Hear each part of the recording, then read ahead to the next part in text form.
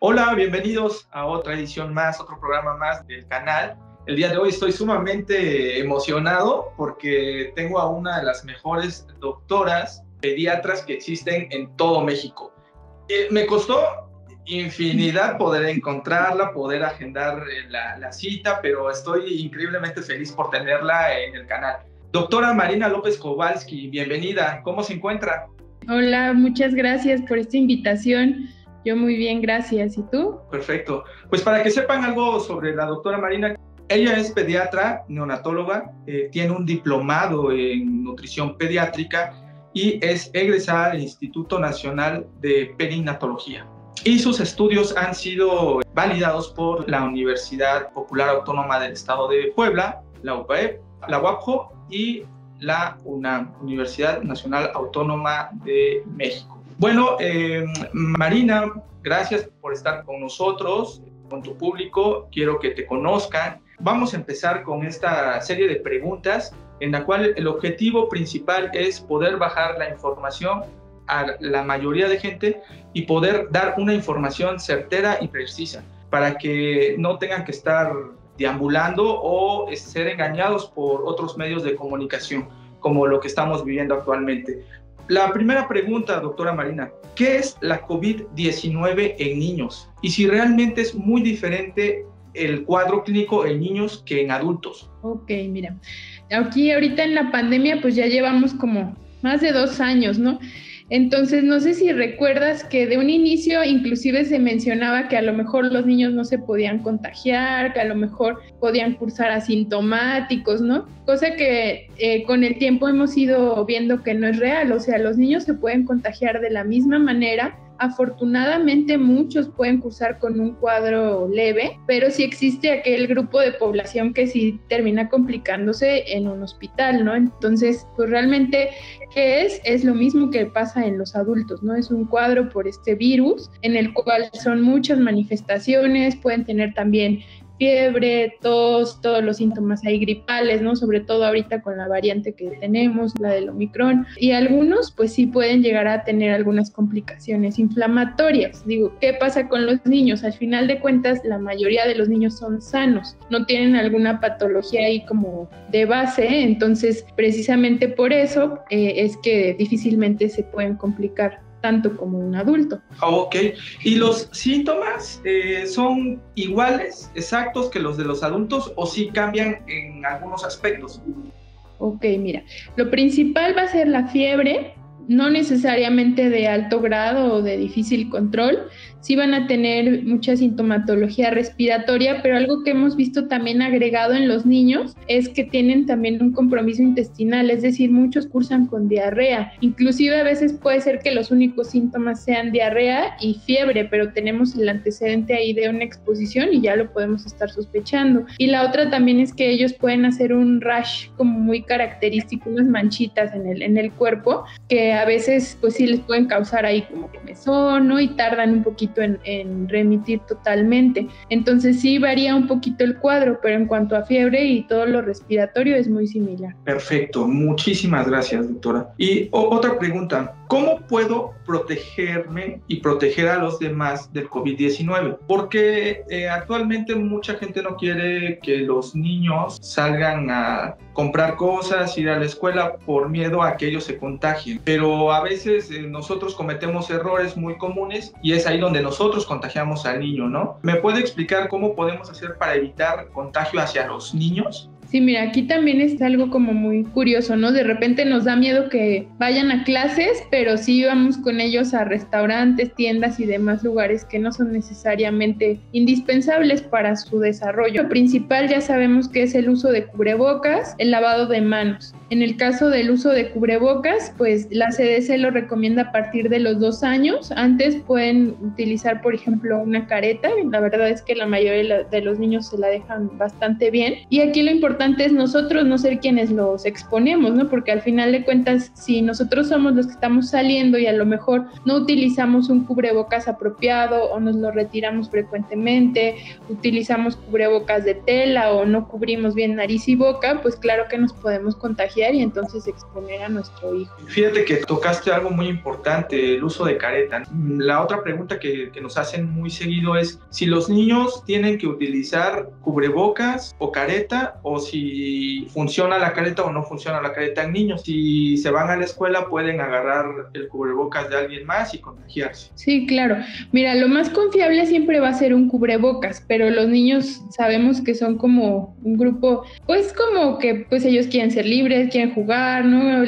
Como dices, pueden agarrar el del amigo. Fíjate que la pandemia los ha cambiado mucho, eso sí, porque los que yo veo en el consultorio llegan, te piden gel, no se quitan el cubrebocas, ¿no? Entonces los niños están entendiendo bastante bien esto. En quienes yo sí sugiero, a lo mejor la careta es, por ejemplo, en los menores de 2 años, si los vamos a llevar a un lugar concurrido, ¿sí, no? Es suficiente con mantener una distancia, obviamente personas enfermas pues no se pueden acercar a los niños, y el lavado de manos, ¿no? Si es el papá o la mamá quienes están enfermos, pues sí pueden utilizar el cubrebocas. ¿La careta sí funciona o no funciona? Se utilizó también mucho al principio. La cuestión es que sabemos ya que pues realmente la manera de transmitirse es por vía respiratoria, ¿no? Antes pensábamos que hasta con agarrar las cosas, tallarnos los ojos, ¿no? Iba a pasar, y ahora se ha visto que realmente es a través de las vías respiratorias. Entonces, volviendo a lo mismo, ¿no? O sea, a lo mejor si por alguna razón van a viajar con el niño en un avión, pues a lo mejor sí pónganle la careta, porque al final de cuentas sí es cierta protección, ¿no? Pero si vamos a andar con él en la calle o en un parque, pues lo más importante ahí es lavado de manos y tomar la debida distancia de las demás personas. Muy bien, doctora Marina. También le quería preguntar algo. ¿Qué paciente le ha tocado que por ciertas cosas o desinformación, malas decisiones, se hayan complicado por no acudir adecuadamente a un médico pediatra? Mira, pues en específico yo creo que los que más se han llegado a complicar son algunos recién nacidos, porque, bueno, yo en el hospital en el que estoy es un hospital privado, pero en su momento llegó a ser un centro importante de atención de pacientes COVID. Entonces muchas mamás embarazadas llegaban infectadas y algunas con cuadros graves, incluyendo neumonía, que requerían intubación. Sí llegamos a ver cuadros muy complicados precisamente por esto, ¿no? Porque antes había un miedo en acudir a un hospital porque se creía que, bueno, me van a intubar y entonces me voy a morir. No es tanto eso, sino que simplemente empezaron a llegar pacientes demasiado complicados que requerían intubación, y ya por el cuadro tan importante que tenían, llegaban a tener que intubarse y algunos a lo mejor fallecer. En específico, yo creo que algo que sí me quedó así como muy marcado fue una paciente embarazada de 29 semanas que llegó ya con un COVID severo, se tuvo que intubar, se intentó aguantar lo más que se pudo ese embarazo con la finalidad de que el bebé también pudiera crecer un poquito más, pero al final de cuentas el estado de la mamá ya era muy grave, entonces se tuvo que tomar la decisión de interrumpir el embarazo. La bebé nació bien, sí requirió intubación, muchas otras cosas que se le hacen a los bebés prematuros en ocasiones, pero a pesar de que la bebé salió negativa, más o menos a las 48 horas empezó a tener un deterioro importante, a tener sangrados por diversos sitios, estuvo muy grave, y pues realmente a pesar de que hicimos todo lo posible, pues esa bebé desgraciadamente falleció. Todo esto fue por la inflamación a la cual ya había estado pues expuesta la mamá en semanas previas, ¿no? Ya había mucho compromiso seguramente en su placenta también, y la mamá siguió muy grave y desgraciadamente 2 semanas después también falleció. Entonces pues sí dejó ahora sí que a otra niña huérfana, a su esposo viudo, ¿no? Entonces yo creo que sí fue un caso que a lo mejor si hubiera acudido un poco más oportunamente al hospital, a lo mejor la historia hubiera sido distinta. No lo podemos saber a ciencia cierta. Sí, porque lo que nos dicen comúnmente es que a los niños no les pasa nada, que a los niños la mayoría del COVID va a pasar prácticamente o asintomático o con síntomas muy leves, que realmente por eso a veces no necesitan las vacunas, ¿no? ¿Eso es verdad o solamente son cosas que se dicen en la política simplemente para, digamos, no tener que gastar algo más? o sus propios intereses personales? Mira, los niños sí se pueden llegar a complicar y también ahorita es lo que estamos viendo con la variante Omicron, ¿no? Que es mucho más contagiosa y de hecho, pues muchos pacientes que a lo mejor a un inicio de la pandemia pues se mantenían seguros, en casa ahorita sí se han estado contagiando y a lo mejor ahora es lo inverso, ¿no? Los niños sí tienen un cuadro un poco más florido y son los papás los que tienen síntomas leves, pero porque ellos ya tienen 2 o inclusive algunos ya tienen el esquema de 3 vacunas, ¿no? Entonces, pues realmente la vacuna, si algo hemos visto es que sí modifica mucho la evolución y a tal grado que pues en otros países ya es segura y se aplica a partir de los 5 años, ¿no? En específico la vacuna Pfizer. Entonces yo pienso que sí debemos de vacunar a esta población porque si no, entonces no sabemos cómo va a seguir mutando el virus y a lo mejor en algún momento los niños sí pudieran llegar a tener manifestaciones mucho más severas. Ahora también hay grupos de población de riesgo en niños, ¿no? A lo mejor hay niños asmáticos, niños obesos, niños diabéticos, a lo mejor también hay niños oncológicos, ¿no? Con cáncer, entonces sí tenemos también grupos de población en esta edad. Claro que esos también se pueden llegar a complicar, esos pacientes. Perfecto, nos acabas de aclarar algo porque muchas personas creen que a los niños no se les debe de vacunar. Ya sabemos que a partir de los 5 años la Pfizer es una de las vacunas aceptadas por instituciones o organismos internacionales de salud, ¿no? La Organización Mundial de la Salud y la Asociación Americana de Pediatría. Muy bien, doctora. Y bueno, y otra de las preguntas que se hacen muy comúnmente y que realmente generan como dudas y que hablando de tu experiencia personal, pues sí nos dio como una idea, ¿no? De una seria pregunta. ¿Puede una mujer embarazada transmitir el virus de la COVID al feto o a un embrión? Sí, sí hemos visto que sí puede transmitirse de manera vertical, que se le llama, más o menos en un 30%. Entonces, igual retomando esa experiencia propia que igual tuve en el hospital, pues sí, lo que hacíamos nosotros era tratar al paciente como potencialmente infectado, es decir, pues utilizando todo el equipo de protección en un aislado, separado de todos los demás pacientes. Se les hacía a todos la prueba y era una prueba de PCR. Y pues sí, más o menos un 30% salía positivo. Algunos con síntomas, otros asintomáticos, pero sí positivos. Entonces, pues al final de cuentas sí se ha determinado que sí se puede transmitir de esta manera también. Por eso esa necesidad de que todas las mujeres embarazadas estén vacunadas también, ¿no? Perfecto, excelente. Nos acabas de aclarar una duda muy grande. A mí me preocupa mucho la educación en México. De por sí ya veníamos muy mal y con la pandemia, la verdad, pues sí sentí todavía que no solamente los niños andan mal, sino también afectó a los maestros. En este sentido, doctora Marina, quisiera que me diera su opinión sobre si es correcto que los niños regresen a clases, niños y adolescentes, que usted nos puede dar una mejor idea. Mira, sí es algo que hemos visto muchísimo ya en la consulta pediátrica. Los niños se están tardando en desarrollar ciertas habilidades, ¿no? El poder socializar mucho mejor, inclusive muchos se están tardando en hablar, ¿no? Porque pues realmente su círculo cercano están siendo mamá y papá en muchos casos o en algunas ocasiones a lo mejor algunos abuelitos. Los que tienen un hermanito mayor, pues ahí sí tienen el estímulo que necesitan o si viven con primitos o algo. Pero los que son hijos únicos y que pues obviamente la pandemia ha generado mucho temor, muchos papás trabajan desde casa, entonces prácticamente son niños que no salen, dejan de este lado pues de socialización que necesitan. Y hablando de los niños más grandes, a lo mejor por ahí de los 6, 7, 8 años también depresión, tristeza, ¿no? Que uno dice como, ¿por qué a esa edad está pasando esto, no? Y pues los niños viven escuchando todo el día las noticias, escuchando a sus papás decir que si fulanito o sutanito ya se contagiaron, ¿no? Que, no sé, alguien más falleció. Entonces, todo esto claro que sí repercute, o si hay un contagio en la familia, con más razón, ¿no? O sea, niños que hasta me ha tocado ver, le tienen miedo ya al termómetro, al oxímetro, ¿no? Entonces, eso pues tampoco es lo adecuado. Mi opinión sería que sí es bueno retomar ya las clases sean un poquito a lo mejor más presenciales, tal vez una versión híbrida, ¿no? Porque también sabemos, hay escuelas, sobre todo las de gobierno, que los salones están saturados, entonces difícilmente se puede cuidar a lo mejor la distancia, pero sí es importante que llegando siempre se monitoricen, si tienen fiebre, al mínimo síntoma pues tienen que ir a casa, el uso de cubrebocas, lavado de manos, ¿no?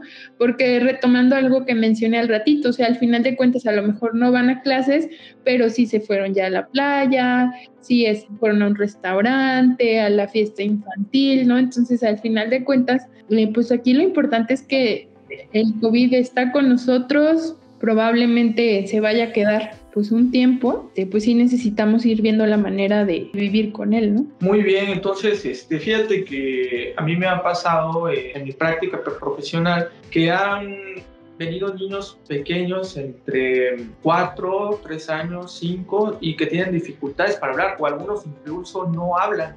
Pues ellos prácticamente 2 años de su vida o la mitad de su vida lo han pasado en el COVID, ¿no? Y con muy poca dinámica emocional. Aparte de problemas con el lenguaje, ¿qué otros problemas mentales son muy comunes en estos rangos muy pequeños y que a la larga, si no se tratan adecuadamente, doctora, pueden generar un problema irreversible en cada niño, en cada ser humano? Pues todo el tema de conducta, de límites, ¿no? Al final de cuentas, son niños que pueden crecer con cierta frustración a esos límites que a lo mejor eventualmente van a tener en la escuela y en casa no lo tienen, ¿no? Entonces todo esto va a repercutir. Y la misma cuestión ahí de que a lo mejor los papás saturados de trabajo, porque al final de cuentas eso también hemos visto, que los papás que trabajan en casa, claro que no trabajan menos horas, ¿no? Al contrario, trabajan más. Entonces muchas veces no tienen ni tiempo para dedicarles a sus hijos.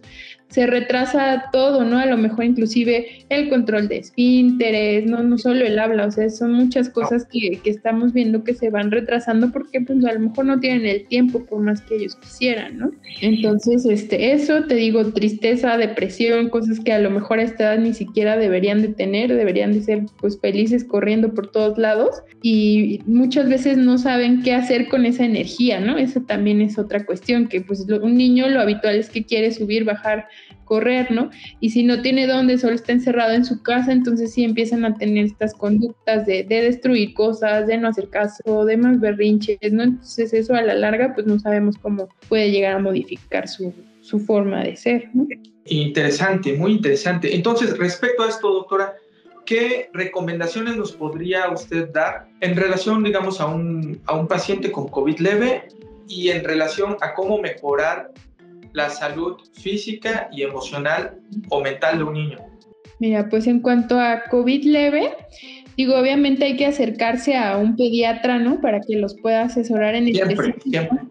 Siempre, sí, ¿no? Porque de repente se han probado muchísimos medicamentos y cantidad de cosas, ¿no? Entonces, hablando de los niños en específico, pues obviamente no podemos estar experimentando con este tipo de medicamentos, ¿no? Entonces aquí realmente se tratan los síntomas, habitualmente les van a recomendar nada más el control de la temperatura, a lo mejor si hay mucho síntoma respiratorio, a lo mejor un antihistamínico, realmente con eso es más que suficiente, una alimentación balanceada, a lo mejor sí podemos agregar un poquito de suplementación, ¿no? Vitamina C, zinc, una adecuada hidratación y estar vigilando los datos de alarma que ya conocemos en la edad pediátrica, ¿no? Los datos de dificultad respiratoria, cambios de coloración, palidez, de cianosis, fiebre persistente, ¿no? Sobre todo eso, vómito, datos de deshidratación. Entonces, por ejemplo, si sí empiezan con un poquito de diarrea, vómito, pues también la parte de la hidratación es la que les va a sugerir su médico pediatra. Y realmente solamente eso, ¿no? O sea, sí estarles monitorizando la temperatura, pero tampoco volvernos como obsesivos del termómetro, ¿no? A lo mejor checársela 2, 3 veces al día. Uno mismo percibe cuando están calientitos, pues bueno, corroboramos cuánto tiene de temperatura. El oxímetro, ahí como que con reserva, porque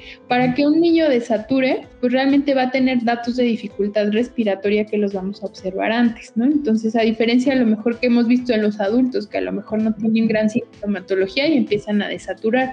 Y el problema es que con el niño, si no sabemos bien cómo tomar esa saturación, podemos caer en falsos errores y creer que el niño ya se está complicando, ¿no? Entonces, ahí sí con reserva, pero siempre acercándose a su médico pediatra. Excelente.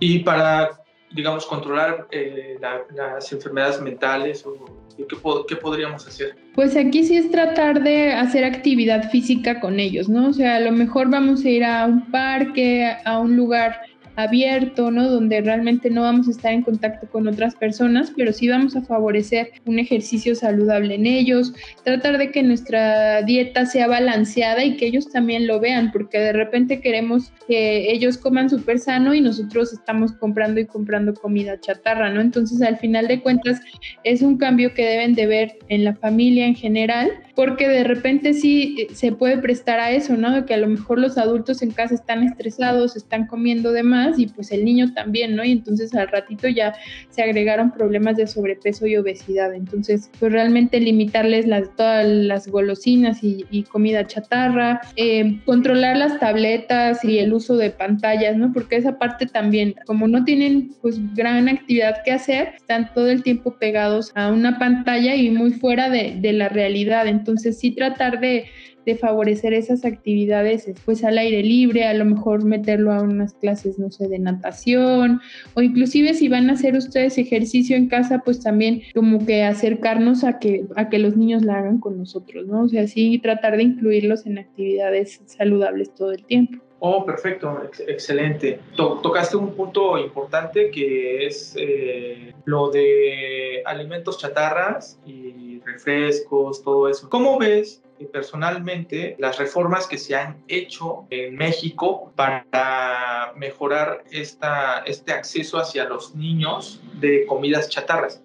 Porque en la vida diaria, comúnmente, no mucha gente está a favor de que los niños no accedan a la comida chatarra. Incluso yo veo y escucho a mucha gente que me ha dicho, es que el niño tiene derecho a comer sus chetos y su frutzi, ¿y cómo le vamos a quitar este derecho? Yo me pongo a pensar, dije, chispas, sí es un derecho en el sentido de tener una libertad, pero también es un menor de edad y no sabe qué es bueno para él y qué es malo, ¿no? Y obviamente si un adulto me está diciendo esto, significa que el adulto está todavía un poco más desubicado, ¿no? O soy yo el que estoy desubicado, porque igual puedo estar viviendo una idea totalmente irracional, ¿no? Por favor, ayúdame en esto. Mira, yo lo que siempre les digo a mis pacientes es que los hábitos se crean desde las primeras etapas, ¿no? Cuando ellos apenas empiezan a comer alimentos sólidos, siempre tenemos que tener en mente que estamos formando hábitos a largo plazo. Entonces, si un niño crece comiendo frutas, verduras, tomando agua, no va a tener por qué exigir unos chetos y un refresco. Si no lo ve en casa, pues realmente no lo va a pedir. A lo mejor algún día va a ir a una fiesta y sí se lo van a dar, pero no es algo que vea en el día a día, ¿no? Entonces, siempre hay manera de encontrar alimentos saludables, balanceados, a lo mejor inclusive aunque sea una botana, ¿no? O inclusive unas palomitas es mucho mejor que unos chetos, ¿no? Si es que queremos, no sé, por ejemplo, hacer nuestra tarde de cine. Y pues estas reformas, digo, sí cambiaron algunas cosas, pero la realidad es que los productos se siguen comprando de la misma manera, aunque nos los llenen de sellos. Entonces, eso y a lo mejor cambiaron la presentación de ciertas marcas que tenían animalitos, pero no quiere decir que los papás no los sigan comprando. Entonces, pues realmente los niños aprenden por imitación. Entonces, si ellos ven en casa hábitos saludables, es lo que van a conocer, lo que les va a gustar, y al contrario, ¿no? Eso es lo que deberíamos de estar luchando por ellos y protegiéndolos, porque al final de cuentas van a crecer, van a ser adultos que van a tomar esas decisiones saludables, ¿no? Ok, sí, entonces es más bien como un trabajo en equipo entre el padre y el hijo, ¿no? Para tratar de sacar adelante un buen ser humano. Exacto, sí, es parte de ser un buen equipo, como dices.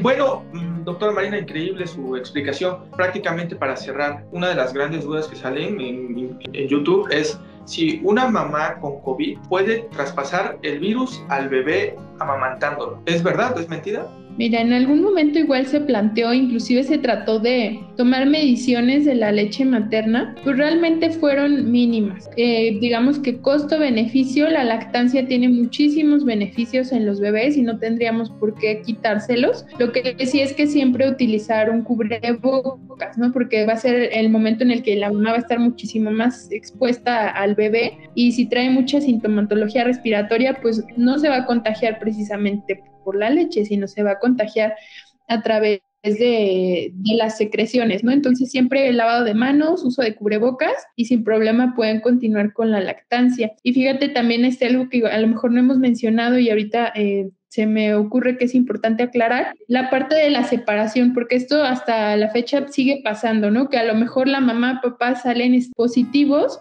y entonces lo que hacen es que al hijo lo mandan a casa de sus abuelitos porque piensan que es la manera de protegerlos, ¿no? O sea, yo los entiendo porque al final de cuentas lo que más les da miedo es que su hijo o hija se contagie, ¿no?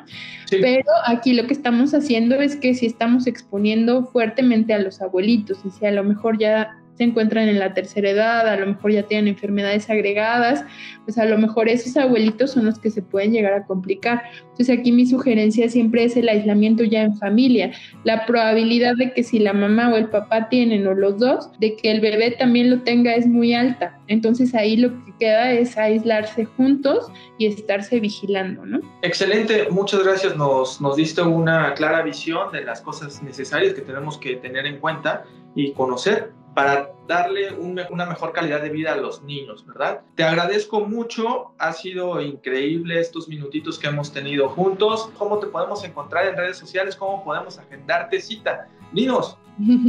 Pues muchas gracias por este tiempo y por escucharme y espero que si tienen muchas dudas pues nos las pongan ahí al doctor Pablo y a mí para que se las podamos resolver ya cuando el doctor nos ayude a subirlo a su canal. Les dejo igual los datos si quieren en un comentario, ya para que cualquier cosa estoy a su disposición aquí en la Ciudad de México, en el Hospital San Angelino Universidad. Y si quieren les dejo el número escrito. Perfecto, excelente, estaremos en contacto. Fue increíble, valió la pena la espera, la verdad, porque lo que nos diste es realmente información muy importante. Son dudas que se generan, y ha sido muy bondadosa en tus comentarios y en tus explicaciones. Te lo agradecemos de corazón, doctora Marina. Muchas gracias a todos. Muy bien, y bueno, a todos chavos, chavas, suscríbanse y es importante que compartan la información. Que tengan un increíble día. Nos vemos. Bye.